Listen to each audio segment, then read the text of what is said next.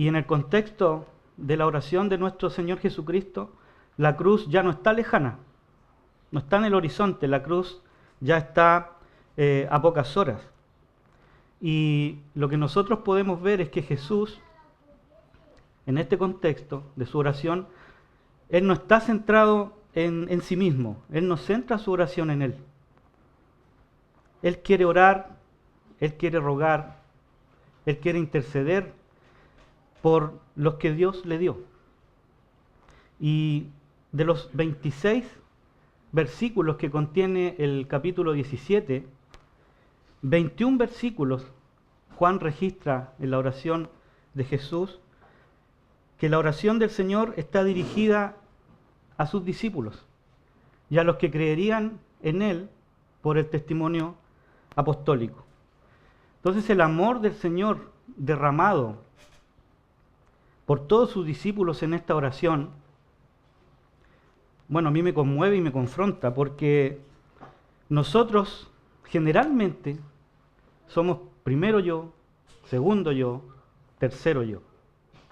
Pero nuestro Señor Jesucristo, por medio de esta oración y en todo su ministerio, Él nos muestra que es totalmente distinto a nosotros.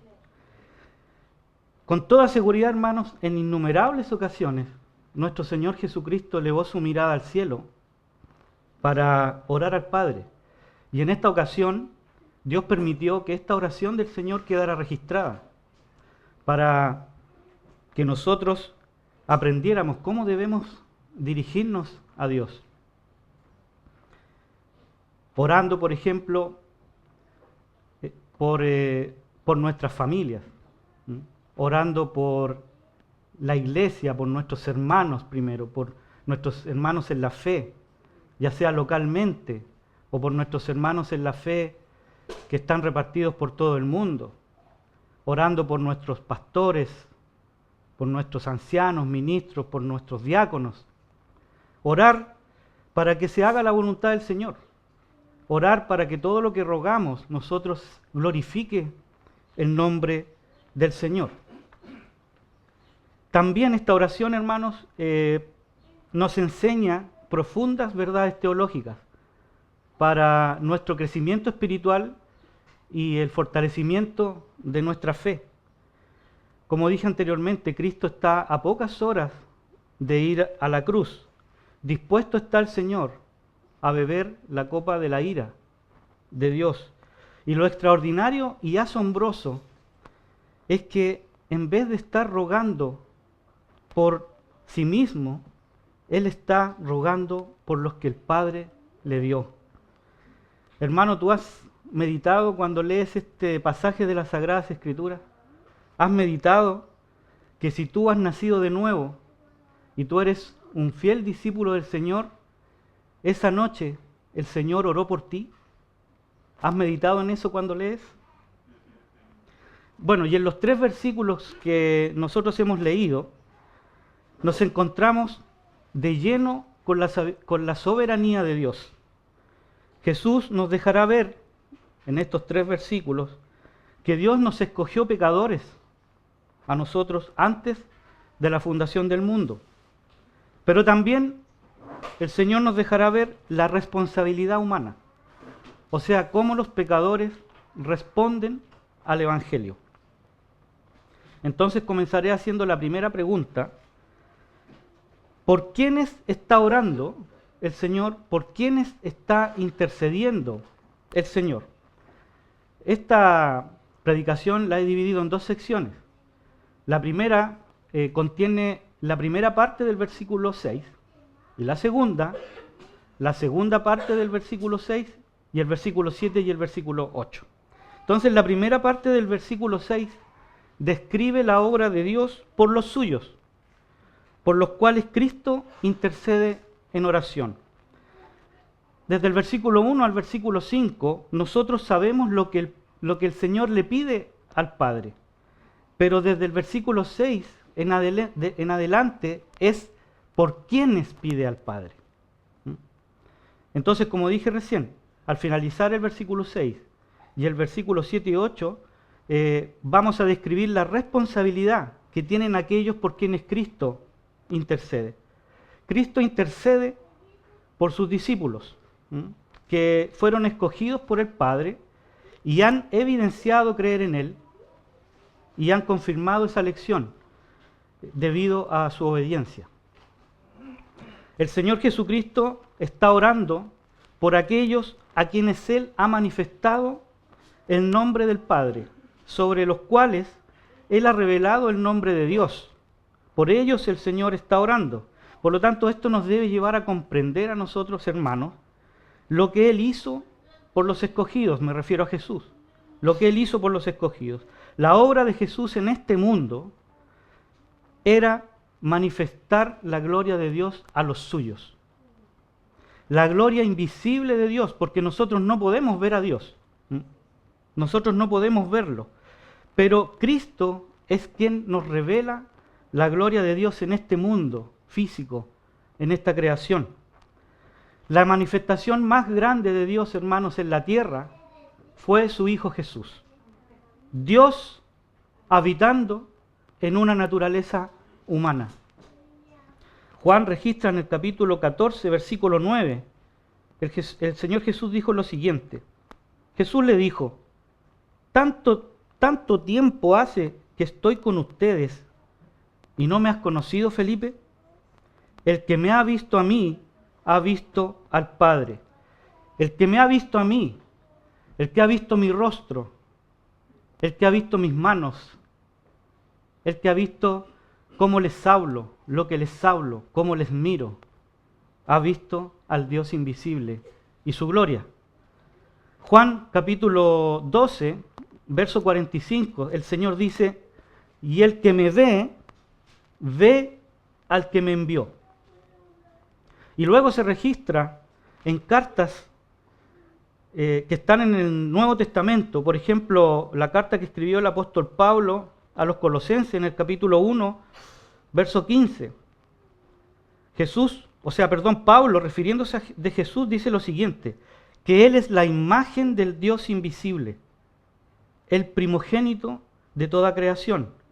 Y Hebreos capítulo 1, verso 3, dice que, hablando también de Jesús, dice que Él es el resplandor de su gloria, o sea, es el resplandor de la gloria de Dios y la expresión exacta de su naturaleza, de la naturaleza de Dios, y sostiene todas las cosas por la palabra de su poder.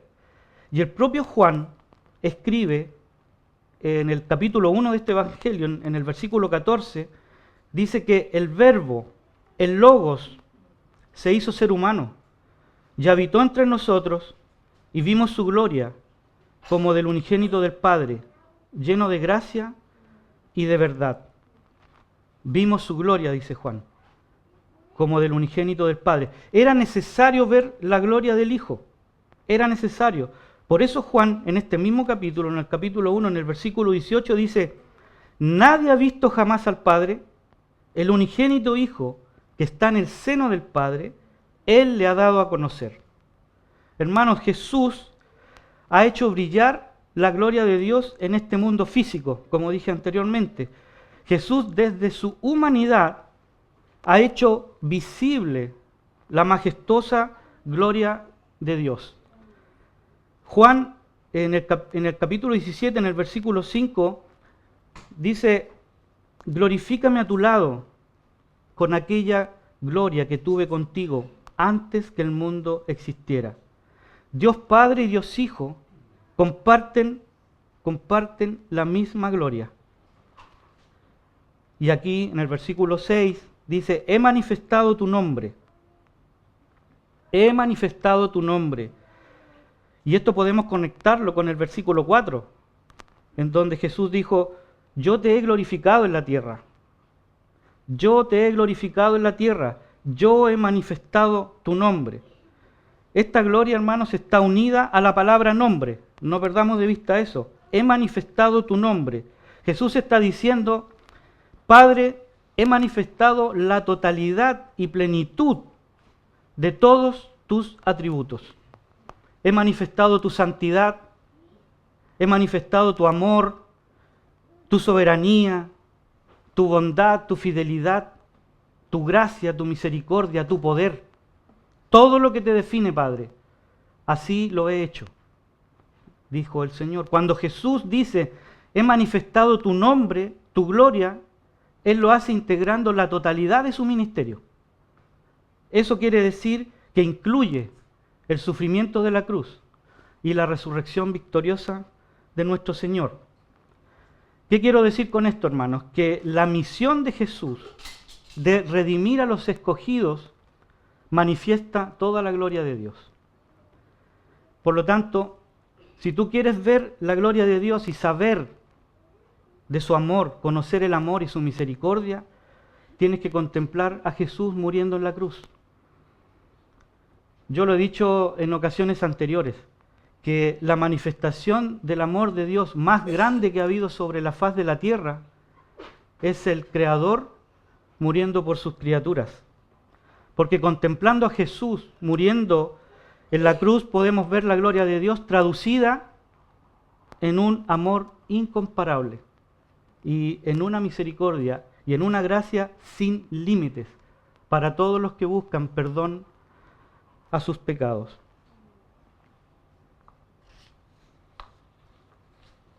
Jesús se refiere, hermanos, en este término, usando la palabra nombre, porque en el contexto judío siempre el nombre tenía o tiene que ver con quién uno es. Así era en el contexto judío, quizás en el nuestro no es tanto, pero en el contexto judío sí. El nombre transmite la esencia de lo que ha sido nombrado. Eso dicen los diccionarios. Y un ejemplo de eso tenemos en Simón. Simón, hijo de Jonás, al cual Jesús le cambió el nombre y lo llamó Pedro.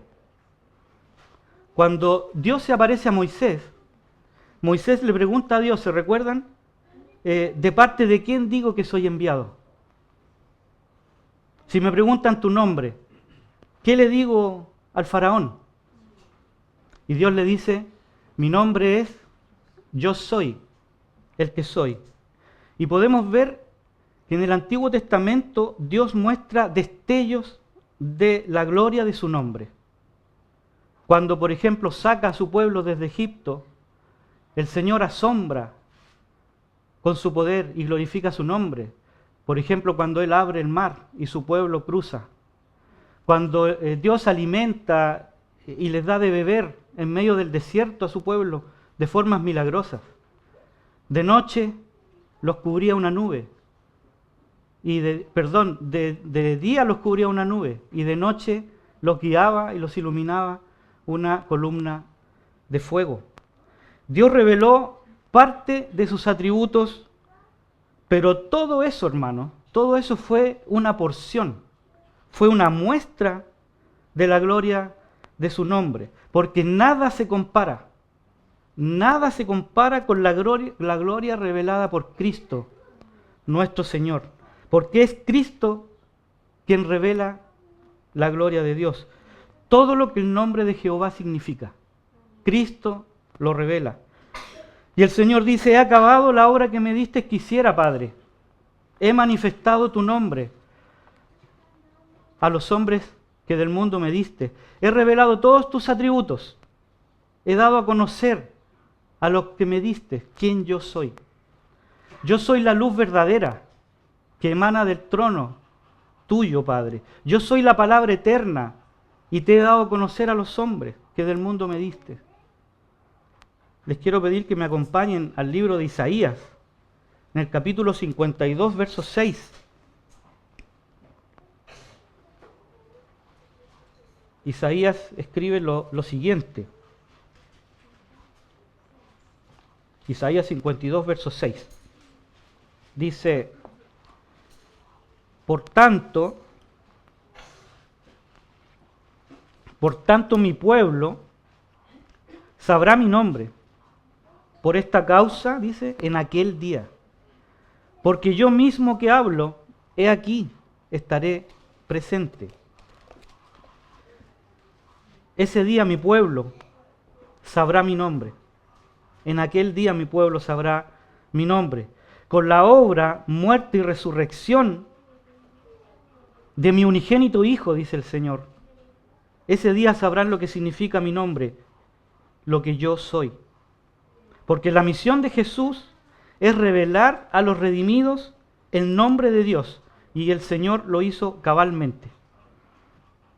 Yo he manifestado tu nombre a los hombres que del mundo me diste, aquí en la tierra. Yo cumplí mi misión, he puesto muy en alto tu perfección, he hecho resplandecer tu gloria. Es en la faz de Jesucristo, dice el apóstol Pablo, que vemos toda la perfección de Dios, todos sus atributos. Y es por medio de su Hijo que Dios ha querido revelarse a nosotros. Luego Cristo declara que ha revelado el nombre de la gloria de Dios, o la gloria de Dios en el nombre de Él, a los hombres que del mundo me diste. Dice, tuyos eran y me los diste. ¿Qué es lo que está haciendo nuestro Señor? Que Él está orando por los escogidos del Padre, que fueron creados por Dios y que luego Él los entregó a su Hijo. En otras palabras, Jesús está diciendo, Padre, yo no estoy orando por alguna necesidad mía. Yo estoy orando por los que tú me diste, que te pertenecen. Jesús está orando en otros términos por la iglesia, que es un regalo de amor del Padre a su Hijo. Por eso, hermano, ¿entiendes el valor que tú tienes para nuestro Señor y Salvador? Somos un regalo hermoso para Él. Ahora, no porque seamos nosotros por mérito propio valiosos para Él, es porque el Padre nos había escogido y dado a su Hijo antes de la fundación del mundo. Tuyos eran, dice, tuyos eran y me los diste. El pastor John MacArthur escribe, Jesús consideró tan precioso este regalo que Dios le dio que estuvo dispuesto a morir por él en la cruz. Entonces, hermanos, ¿cómo nosotros respondemos a ese amor? ¿Cómo tú respondes a ese amor? Con tu vida, ¿tú manifiestas el nombre de Dios? ¿Tú vives para la gloria de Dios? ¿Tú manifiestas el nombre de Dios siendo un buen esposo, siendo una buena esposa? ¿Tú manifiestas el nombre de Dios, vives para su gloria, siendo un hijo que honra a sus padres? ¿Tú manifiestas el nombre de Dios y vives para su gloria, siendo un buen estudiante? Para todos los que están estudiando, ¿tú manifiestas el nombre de Dios siendo un buen estudiante? ¿Manifiestas el nombre de Dios y su gloria siendo un buen trabajador? ¿Manifiestas el nombre de Dios y su gloria desarrollando los dones que ha puesto el Señor en ti, en la iglesia? ¿Ruegas todos los días que el Santo Espíritu del Señor transforme tu vida para que no solo hables de Dios, sino que seas y te veas como uno de sus hijos? Si has probado de la misericordia de Dios, hermano, ¿cómo respondes a Él? Jesús esa noche estaba a punto de entregar su vida por ti y eleva una oración a tu favor. Todo lo que había hecho el Señor hasta ese momento y todo lo que vendría, lo hizo por ti. Todo lo hizo por ti, para llevarte a la gloria, porque el Padre Eterno te había escogido para que fueras de Él, y por ningún motivo Él te perdería. Entonces, vuelvo y repito, hermanos, ¿cómo respondes a esta clase de amor? Este versículo, el versículo 6, también nos hace inevitablemente hablar de la doctrina de la predestinación y elección. De una humanidad caída, en pecado, Dios escogió antes de la fundación del mundo a un determinado número de seres humanos para salvación que conformarían la iglesia de Cristo. Y mira, y aunque muchos cristianos rehuyan a hablar de este tema, está presente aquí en el capítulo 17 y está presente en muchas otras partes de las Sagradas Escrituras. La salvación está reservada para los que el Padre ha dado a su Hijo. Los que el Padre escogió antes de la creación del mundo, y nota el tiempo verbal, tuyos eran. Eso es tiempo pasado, tuyos eran, no tuyos van a ser, tuyos eran, y me los diste, dice el Señor. O sea, los discípulos pertenecían al Padre antes de que fueran entregados a su Hijo Jesús. Pedro pertenecía a Dios antes de escuchar el llamado de Jesús. Antes de que Pedro dejara las redes tiradas ahí por seguir a Jesús, Pedro ya pertenecía a Dios. Los discípulos ya pertenecían a Dios antes de existir en este mundo. Y así es, hermanos. Antes de la fundación del mundo, antes que tú y yo existiéramos, el Padre nos escogió. Antes de que el cielo y la tierra y el tiempo fueran creados, el Señor nos escogió. Cuando yo medito en esto, hermanos,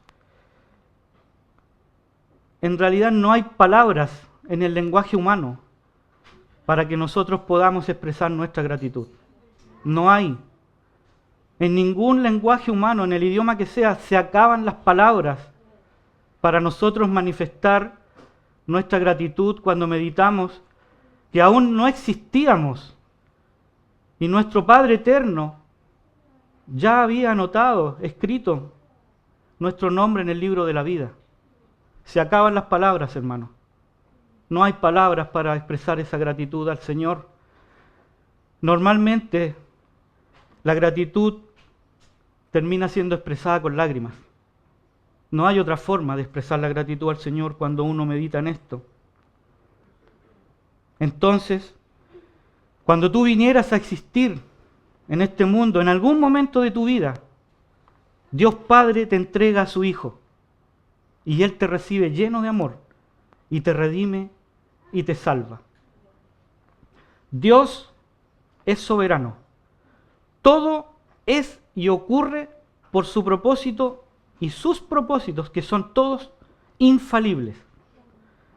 Los que alcanzan salvación son los que el Padre le entregó a su Hijo. Hechos, capítulo 13, versículo 48, dice lo siguiente: los gentiles, oyendo esto, se regocijaban y glorificaban la palabra del Señor.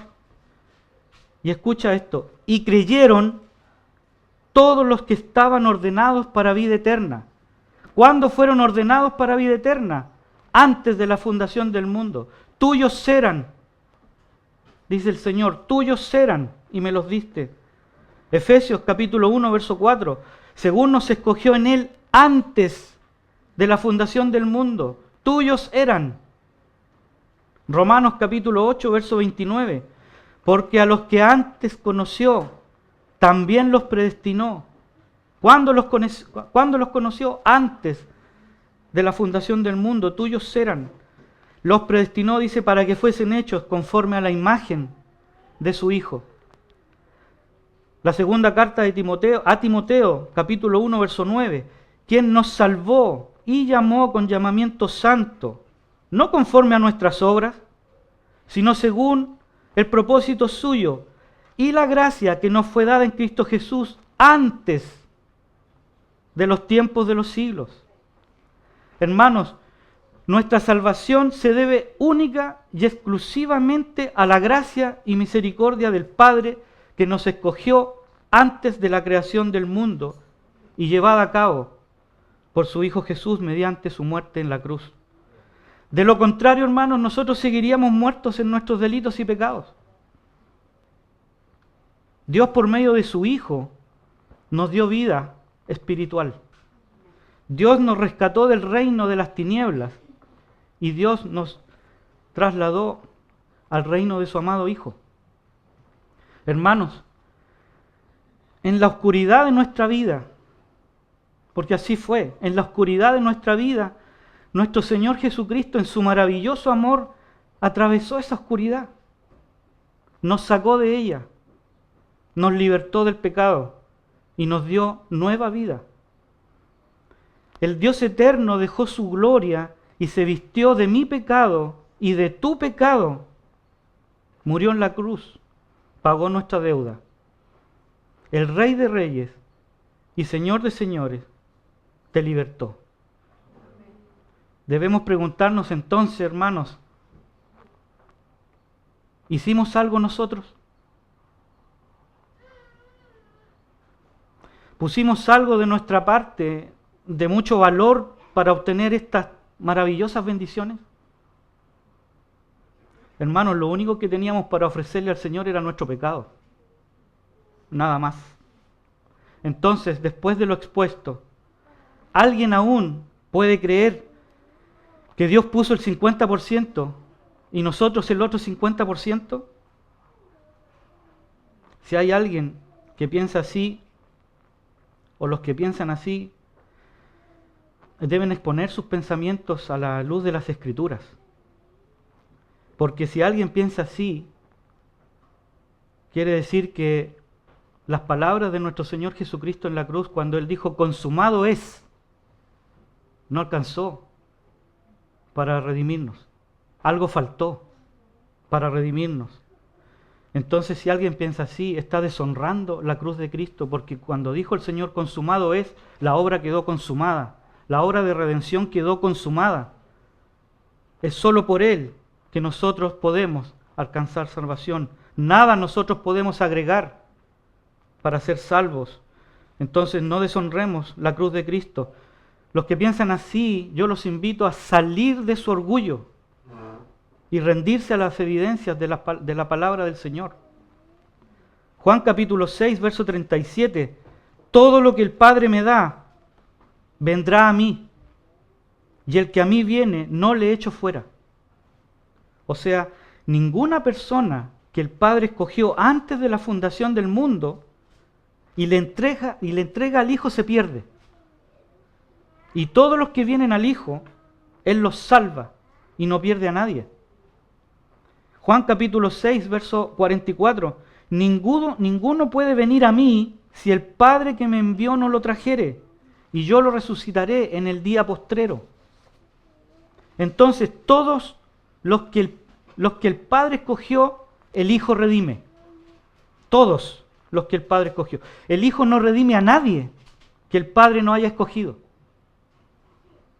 Debemos preguntarnos entonces, hermanos, ¿por qué Jesús ora esto? Padre, he manifestado tu nombre, he mostrado tu gloria a los que me diste. ¿Por qué dice esto el Señor? ¿Por qué Él ruega, intercede y dice por los que me diste? La respuesta está en Él.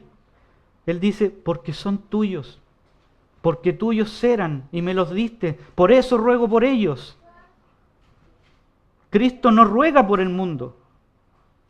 Cristo no ruega por los hijos del diablo. Cristo no ruega por los hijos de ira. Él suplica por los que el Padre escogió antes de la fundación del mundo y por quienes Él iba a morir en la cruz, iba a entregar su vida en la cruz. Jesús está orando por el bien de los hijos de Dios. Tú los escogiste, dice, tuyos eran y me los diste. Y yo los salvo y los presento ante ti sin mancha y sin imperfección. Más adelante, en este capítulo, en el versículo 20, el Señor deja muy claro en su oración que Él no solo está pidiendo por sus 11 discípulos, Él está pidiendo por todos los que creerían en el por el testimonio apostólico. Por lo tanto, hermanos, nosotros hoy no estamos aquí, ninguno de nosotros hoy está aquí por casualidad, o porque tú eres tan intelectualmente brillante que debes estar aquí. Nosotros estamos aquí, hermanos, por el plan eterno y predeterminado de Dios Padre. Por eso estamos aquí, porque no habíamos hecho ni bien ni mal, como dicen las Sagradas Escrituras, y Dios nos escogió y nos entregó a su Hijo para redimirnos. Somos de Dios y por eso estamos en las manos de Cristo.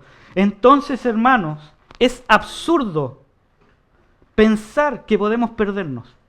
Eso es imposible. Juan capítulo 10, verso 28. yo les doy vida eterna, dice el Señor, y no perecerán jamás, ni nadie las arrebatará de mi mano. Mi Padre que me las dio, tuyos serán. Mi Padre que me las dio es mayor que todos, y nadie las puede arrebatar de la mano de mi Padre. Hermano, si tú eres cristiano, si has nacido de nuevo, estás seguro en las manos de Él, porque Cristo está intercediendo por ti todos los días al Padre. Y entre paréntesis, para los que nos acusan a nosotros, los cristianos reformados que creemos en la elección y en la predestinación, muchos nos acusan a nosotros que nosotros no pregonamos el Evangelio, porque total todos los escogidos de Dios no se pierden. Eso en parte es verdad, pero también en parte es ignorancia. Porque es verdad que los hijos de Dios no se pierden. Eso es así. Si nosotros dijéramos lo contrario, estaríamos torciendo el Evangelio. Los hijos de Dios no se pierden. Pero nosotros sí pregonamos el Evangelio. Sí lo hacemos. ¿Por qué razón? Porque nosotros no somos omniscientes.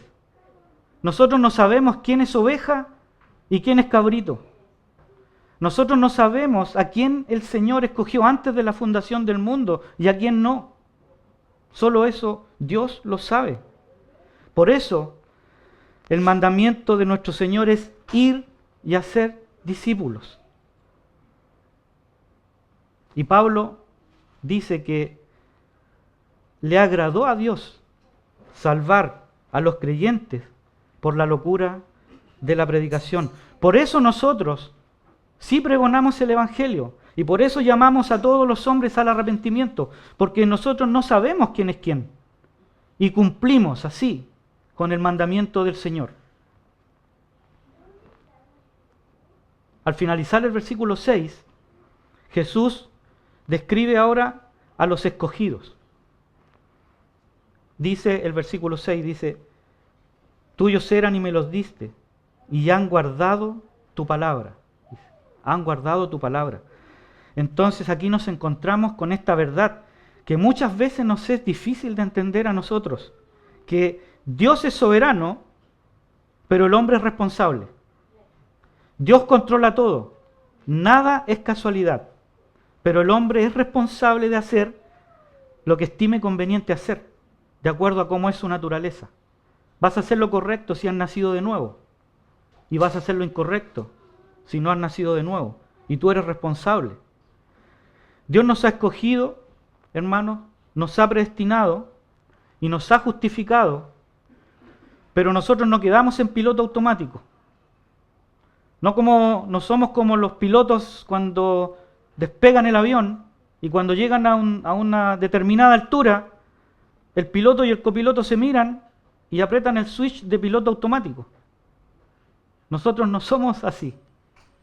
El Señor nos eligió, nos predestinó y nos justificó, pero nosotros no quedamos en piloto automático. Nosotros, tú y yo tenemos el deber de, si hemos recibido a Cristo, tenemos el deber de recibir su palabra, de seguirle fielmente y perseverar en ello. Ese es nuestro deber como cristianos.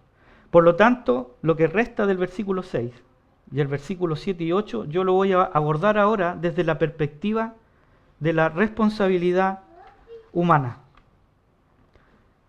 Desde la responsabilidad humana. Si resumimos, por ejemplo, lo que dice el versículo 6 y el versículo 7 y 8, podríamos decir que nuestro Señor Jesucristo nos dice qué evidencias hay en sus discípulos. ¿Cuáles son las marcas que llevan los verdaderos cristianos, los verdaderos creyentes por los cuales Jesús está orando? Entonces podríamos resumir de la siguiente manera: ellos guardan la palabra. Conocen que Cristo habla de parte de Dios. Reciben las palabras de Dios. Conocen que Cristo viene de Dios y creen que Cristo fue enviado por Dios. Ahora bien, todo lo que he mencionado, el resumen que he mencionado, no vayan a pensar que es como un tutorial de cómo llegar a la salvación. No, no es eso. Aquí Jesús está hablando de personas que han sido salvadas. Han sido salvadas por Él. Que han sido escogidas por Dios y entregadas a su Hijo. Entonces te sugiero, hermano y hermana, que personalices este pasaje.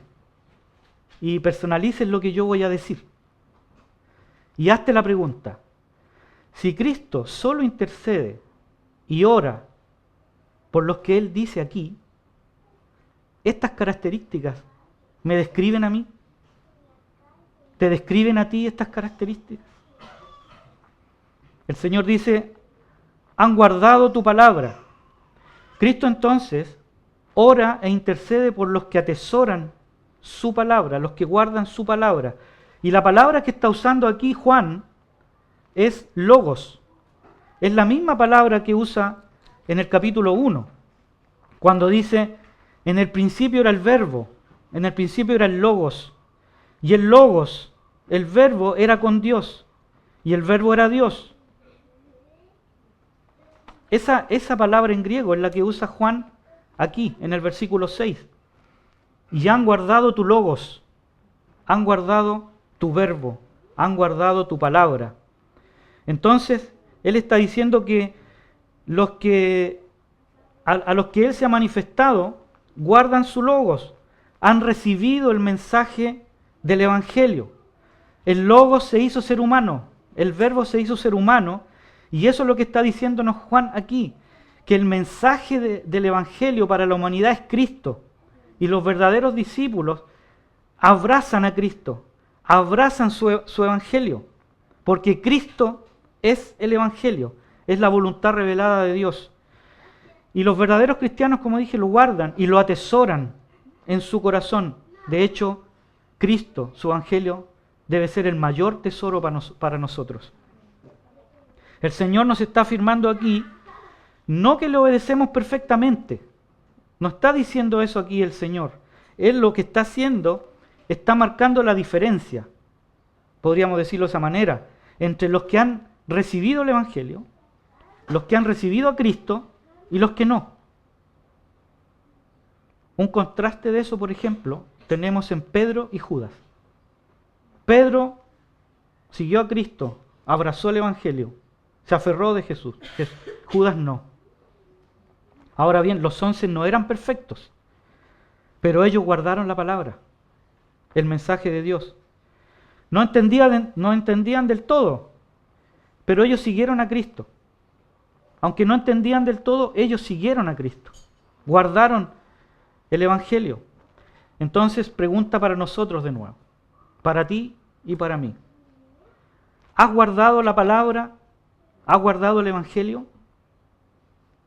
¿O solo eres un oyente de día domingo, pero que no pone en práctica el Evangelio? ¿Tienes a Cristo, su Evangelio, como un gran tesoro en tu corazón? ¿El logos, el verbo, es parte enteramente de tu vida? ¿Eres un fiel seguidor de Jesucristo? Si la respuesta es sí, entonces Cristo intercede por ti. Porque Cristo intercede por los que guardan su Evangelio, por los que lo atesoran a Él en su corazón. ¿Por qué? Porque el Evangelio es Cristo y Cristo es el Evangelio. Versículo 7. Ahora han conocido que todas las cosas que me has dado proceden de ti. Todas las cosas que me has dado proceden de ti, dice el Señor. Entonces, los que guardan el Evangelio, los que atesoran a Cristo, saben que el mensaje de Jesús proviene del trono de Dios. Directamente del trono de Dios salió el mensaje que nos entrega Jesús. Jesús habla la palabra de Dios y sus obras son obras de Dios. Todo el mensaje, todos los milagros proceden de Dios Padre. Todo lo que Jesús habló, todo lo que Él hizo, fue en total dependencia del Padre. Jesús nos está diciendo aquí, Dios Padre es la fuente desde dónde proviene todo lo que dije y todo lo que hice. Y los que guardan su palabra saben esto. Los 11 entienden esto ahora y lo comprenden.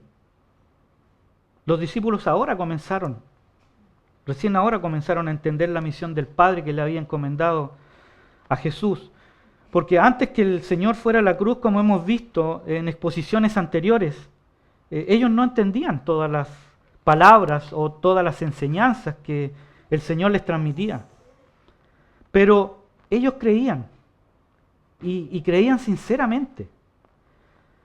Es cuando Jesús resucitaría que ellos comenzarían a entender plenamente por qué Jesús tuvo que morir en la cruz. Nuevamente, pregunta para todos nosotros. ¿Comprendemos nosotros que el mensaje de Cristo proviene del Padre? Eso debería ser un amén al unísono. ¿Que sus obras son obras de Dios? Hermano, y aunque muchas veces nosotros no entendamos algunos o tal vez muchos de los misterios de Dios, aunque nos pase eso, hermanos, eso no es motivo para torcer las Escrituras. Muchos tuercen las Escrituras cuando no entienden un misterio. Tampoco es motivo, si no entendemos muchos misterios del Señor, salir huyendo de la iglesia. No entiendo esto, me voy. No me gustó. No entiendo este misterio. No, esto no es para mí, me voy. No es así. Incluso, hermanos, muchas veces nosotros no entendemos lo que ocurre con nuestra propia vida. No somos capaces de entenderlo. Pero creemos nosotros incondicionalmente en Dios, en Jesús, y lo seguimos. Si me respondes que esta es tu experiencia, hermano, como cristiano, entonces Cristo intercede por ti. Versículo 8. Porque las palabras que me diste, dice Jesús. ¿Notas la diferencia? Las palabras, dice ahora el Señor. En el verso 6 dijo, los que guardan, dice, versículo 6, ya han guardado tu palabra, singular. Y ahora dice, porque las palabras que me diste en plural. ¿Notas la diferencia entonces? Aquí Juan no está usando la palabra logos que usó en el versículo 6, la palabra en griego logos. Aquí está usando otra palabra en griego y esa palabra es rema. Y se refiere a palabras habladas, palabras expresadas. O también puede ser palabras por escrito. Enseñanzas, al fin y al cabo, quiere decir esas palabras. Entonces Cristo ora por los que recibieron lo hablado. Ora por los que recibieron sus palabras. Porque recibieron lo que el Padre les habló por medio de su Hijo Jesús. Ahora, si ellos recibieron las palabras, entonces están haciendo la voluntad del Padre, como afirmó Pedro. En Juan capítulo 6, verso 68, Pedro dijo, Señor, ¿a quién iremos? Tú tienes palabras de vida eterna. Ahora bien, recibir sus palabras no significa obedecer perfectamente, porque nosotros no podemos. Lo dije anteriormente. De nuevo, esto es un contraste entre recibir y rechazar. Porque Cristo no ora por los que rechazan sus palabras. Cristo ora por los que las reciben, por los suyos. Y entonces Dios los preserva porque están escuchando y recibiendo las palabras de Dios. Si tú escuchas y tú recibes, entonces quiere decir que eres una oveja del Señor porque estás escuchando la voz de tu pastor. Y de esa manera tu vida va a ser transformada, si tú escuchas y recibes. Por eso, hermanos, es muy importante que lo que se está diciendo hoy y cada domingo, no debes olvidarlo el lunes, al día siguiente. Debes examinarte, hermano, cómo es tu recepción a las palabras que salen de este púlpito. Juan capítulo 10 dice, las ovejas oyen la voz del pastor. Las ovejas oyen la voz del pastor. Los cabritos no la escuchan, menos la reciben. No escuchan la voz del pastor. Por lo tanto, hermanos, somos todos responsables de recibir las palabras de Cristo. Pregunta de nuevo, para todos nosotros. ¿Recibes las enseñanzas de Cristo? Cuando la palabra del Señor condena el pecado, la desobediencia de los hombres, cuando la palabra del Señor condena la forma pervertida de pensar que tiene esta sociedad, ¿tú crees en las palabras que están del Señor, que están registradas en la Biblia? ¿Crees en ellas? ¿O vamos a pensar como muchos están pensando hoy en día? No, pero es que los tiempos han cambiado. Tenemos que adaptar la Biblia a la cultura actual. Porque tienes que pensar que estos registros ya tienen más de 2000 años. Bueno, los que piensan así son del grupo de personas por las cuales Cristo no intercede. ¿Crees que Jesús es el único camino al Padre, el único camino para encontrar salvación? Y que cualquier otra opción que tú pienses que puedes elegir, pero me adelanto al tiro, no hay otra. No hay otra.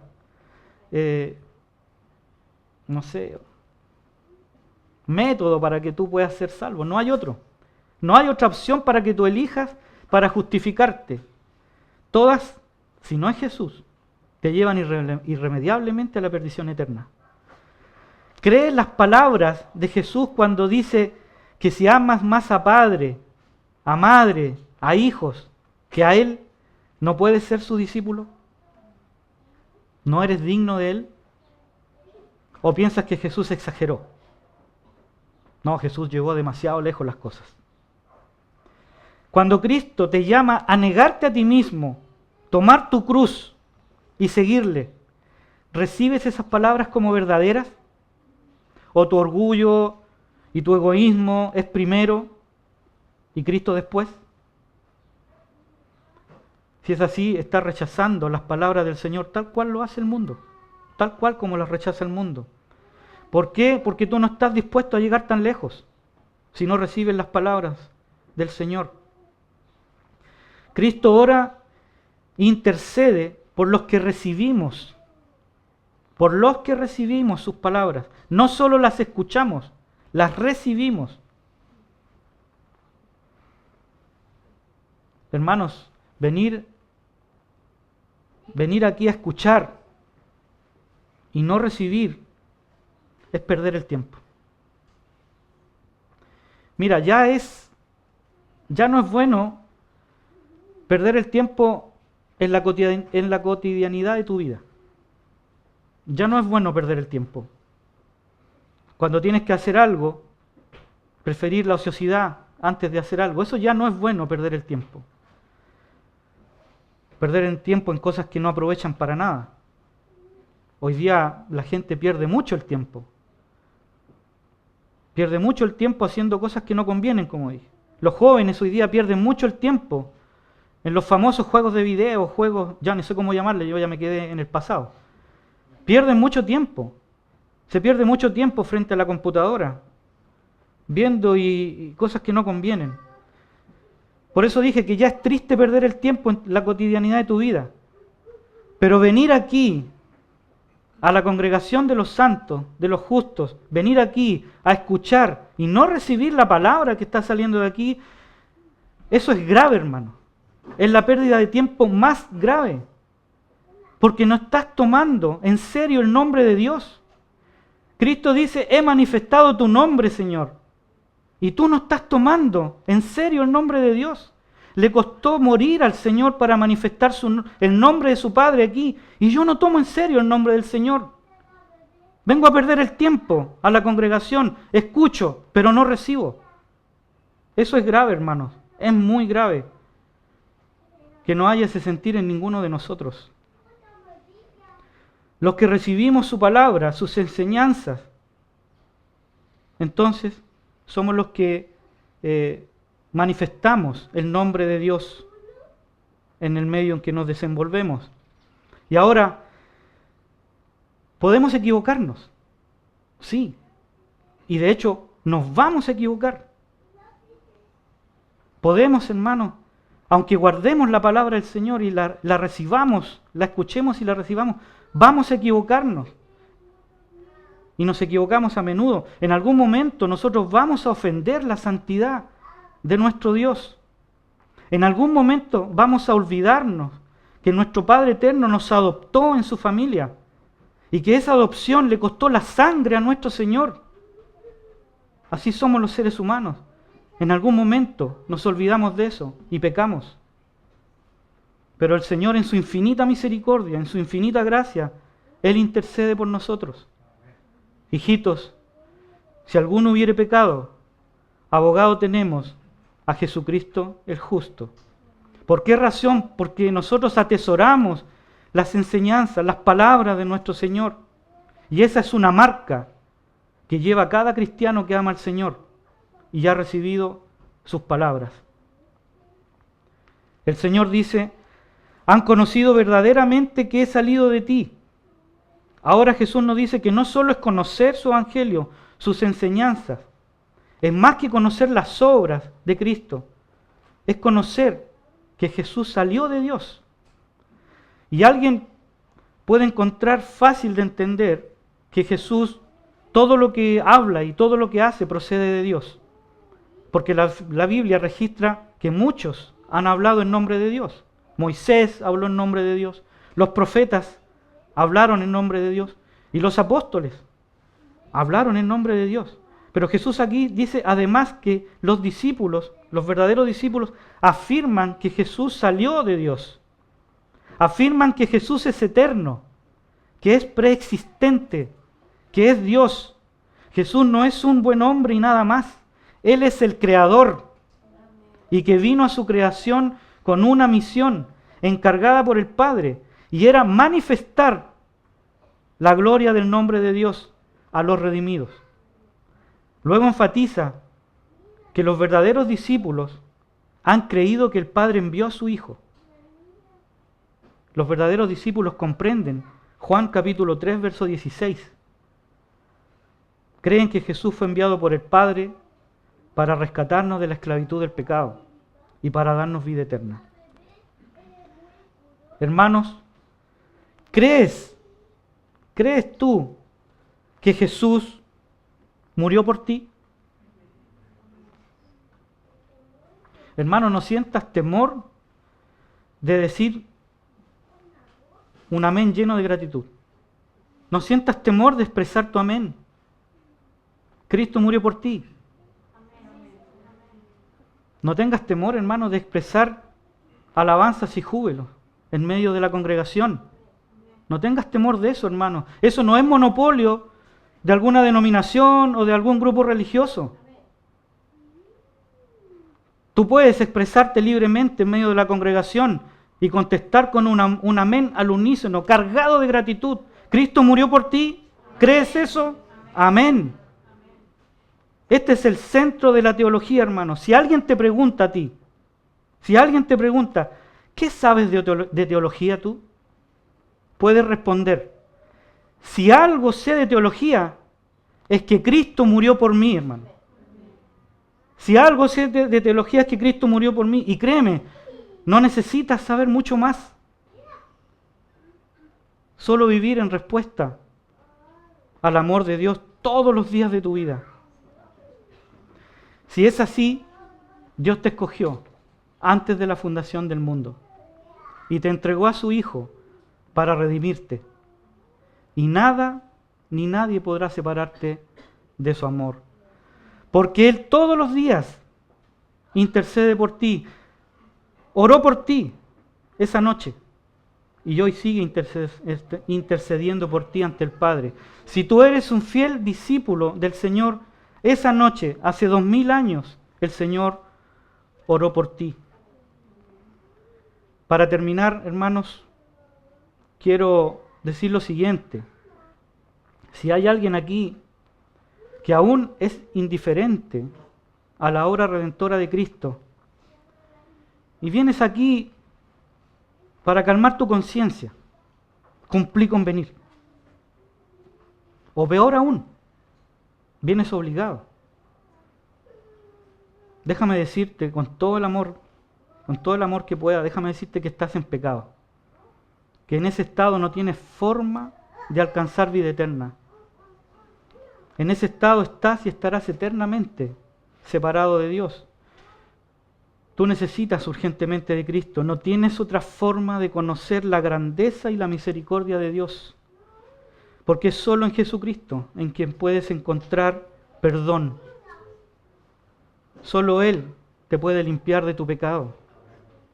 Porque es Jesús el que te reconcilia con el Padre y así puedes alcanzar vida eterna.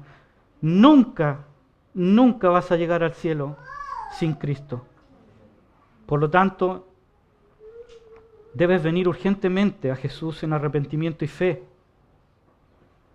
Y ten por seguro, y eso sí, tenlo por seguro, que Él te recibirá con amor, porque todo aquel que invocare el nombre del Señor será salvo.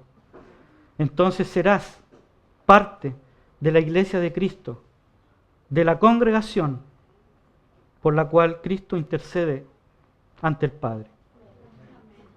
Acompáñenme en oración, hermanos.